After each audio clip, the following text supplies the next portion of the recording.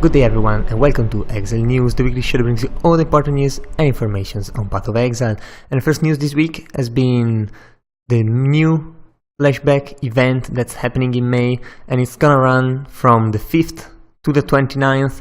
It's gonna be competitive, so there are going to be prizes as in demigods for the top players of each ascendancy class, which also means you cannot respect your ascendancy class in this event. And there's also going to be some runner-ups as well. Also, if you reach certain levels, you can enter certain raffles for prizes.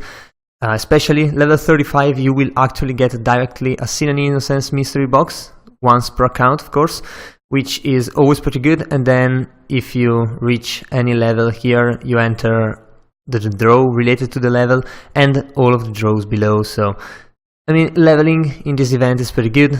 Also, you can complete the challenges for the Bestiary League because the Bestiary mod is always going to be available in this event, so there's pretty much no reason to not play unless you can you have like a very little time to play and you already have a high level character on the normal Bestiary League. Also, this flashback event will include 3 like past leagues at once in every area for an hour, and then after the hour ends there's going to be 3 new mods for that area, also including Bestiary. So it's going to be 3 mods plus Bestiary, which can actually get pretty crazy if you get like Beyond, Breach and maybe Nemesis and Bestiary all together.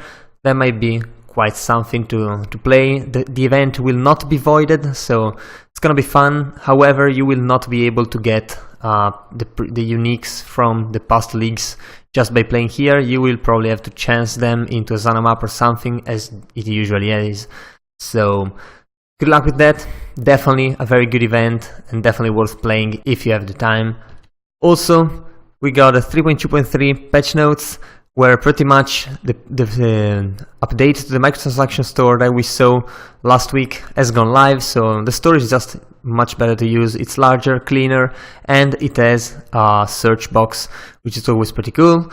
And there's some 3D art for a couple armors. Also, they added a new ability to the first of the sky, and they also spoiled the ability. I don't see why they will do that, but anyway, couple bug fixes and that was it. Also, we got the winners from the T-shirt design competition, so congratulations to everyone who actually won something, and it was great also for the others who actually participated in this, because the more the better it is. I personally really like this Untainted Paradise T-shirt, definitely really good. The other T-shirt I really liked is not even in the runner-ups, so well, whatever, it happens. If you actually are interested in this kind of things, definitely check this thread out. I'll put it in the description below. This one's pretty cool as well. And yeah, there's a lot of very cool shirts that you might even want to print yourself if you are a very big fan. Anyway, always nice to see these kind of competitions by GGG, and hopefully we'll get another one soon. Probably not a T-shirt soon, but maybe something else. We'll have to see how it goes.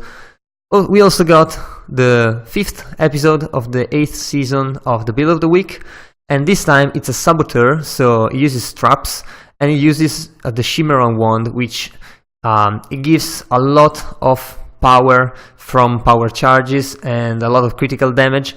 However, you get a lot of, I think, lightning damage in return the more power charges you have. But the build uses traps, so the trap themselves get the damage, but they die anyway when they trigger, so you basically have no downsides to the wand and a lot of damage increased. All of the bonuses, you can actually get those. And well, if you invest a bit in the character, it's definitely really strong. He uses lightning trap to clear most of the normal packs, and he uses the ball lightning with slower projectiles on traps to actually kill bosses. It's very strong, and if you can get it to endgame, it definitely can clear pretty much anything. So if this is your kind of build, definitely go for it. I'm sure though the next league where the Trapper actually gets improved a lot, we'll have to see. If you enjoy this build, definitely give it a try. Also, we got some changes to Ignite that are coming in the next leagues, and these are going to be pretty big, I think. So first up, couple of passive 3 changes. So for example, the Elementalist Beacon of Ruin now grants more damage with Ignite, and also has a proliferation radius up to 18 from the 12 that was before, so that's a pretty big improvement. And all of the fire notables and passives have been improved as well. Also, the skill clusters now have like 20 to 25 chance to ignite, so that you can actually invest in a couple of cluster and get to 100% ignite, which is really great for those skills who don't actually ignite on hit. So that's going to be useful probably. There's a lot of gem changes as well. Flame Blast is going to get a lot of increased damage per ailments, with ailments per stage. It's actually more damage, so like 110% up from 55%. So it's pretty much double, which is incredible. Looks really strong. I don't know how that's balanced, but it's really hard to value from just numbers written here. Also, Fireball and Burning Arrow are gaining chance to ignite and more damage with ignite, which should grant a better leveling experience, hopefully, and make them actually viable in the endgame.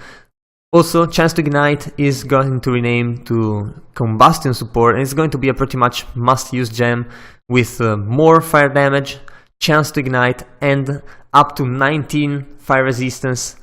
Malus, so basically minus 19 fire resistance on ignited enemies, which is actually a lot of fire resistance that gets taken from enemies, so really strong gem there. Also, the Deadly Ailments support gem is getting stronger, granting up to 64 more damage with ailments, reducing the damage with hits. This should be really good for poison as well.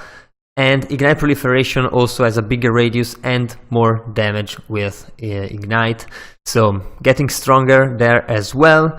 The Elemental Proliferation support had its radius increased, going up to 15 from 12. I still think that is not enough, even because there is a proliferation radius of 18 from the Beacon of Ruin passive, so probably not needing the other gem. We'll see how that goes.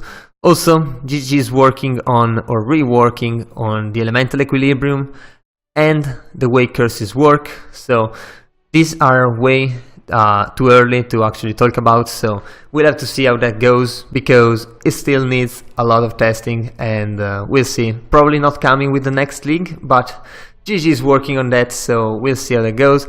As also, another skill that's going to be talked about in the next skill revamp thing is going to be Incinerate, so keep alert for that, because that's hopefully going to be really good. GG said they actually reworked the skill entirely, so we'll have to see if that works really well or if it's going to be forgotten as it still is now. But anyway, I think that was all for this week, so if you enjoyed the video, leave a like and a comment down below. Also, if you want to remain updated every week, be sure to subscribe to my channel. So that was all. I've been your host Zorzo, and I'll see you guys the next time.